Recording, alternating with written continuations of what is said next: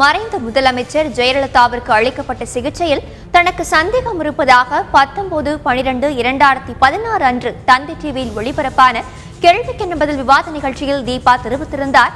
ஆனால் இப்போது மருத்துவமனையில் ஜெயலலிதாவிற்கு அளிக்கப்பட்ட சிகிச்சையில் தமக்கு எந்தவித சந்தேகமும் இல்லை என்று தீபா கூறியிருக்கிறார்.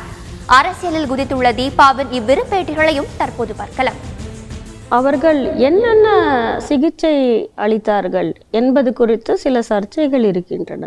அதையெல்லாம் தெளிவுபடுத்த வேண்டும். நான் என்ன சொல்கிறேன் என்றால், அனைவருக்கும் இதை தெரிந்து கொள்ளும் உரிமை மக்களுக்கும் அனைவருக்குமே இருக்கிறது. அதாவது முதல் கட்ட சிகிச்சைகள் என்னென்ன அளித்தார்கள், எந்தெந்த சிகிச்சைகள் பலன் அளித்தன, எதெல்லாம் பலன் அளிக்கவில்லை. மருத்துவமனை சொல்கிறது, மருத்துவர்கள் எல்லாம் சொல்கிறார்கள்.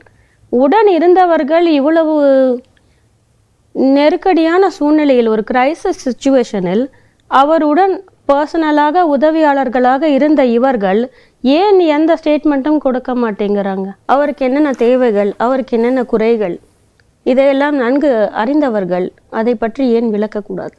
சென்னை உயர்நீதிமன்றம் ஏன் அவருடைய நெருங்கிய உறவினர்கள் அல்லது ரத்த சம்பந்தப்பட்டவர்கள் இந்த வழக்கில் தங்களை இணைத்துக் கொள்ளவில்லை என்று கேள்வி எழுப்பியிருக்கிறது. செல்வி ஜெயலலிதாவின் மரணம் தொடர்பாக ஏனென்றால் என் உடன் பிறந்த சகோதரர் தீபக் அவருடன் 25 நாட்கள் இருந்திருக்கிறார். அதை தவிர எனக்கு அது போன்ற சந்தேகங்கள் ஒன்றும் ஏற்படவில்லை. இயற்கையாக எனக்கு ஏற்பட்டிருந்தால் நான் இதில் ஈடுபட்டிருக்கலாம். அது இல்லை என்பதை ஏற்கனவே தெளிவுபட சொல்லியிருக்கிறேன்.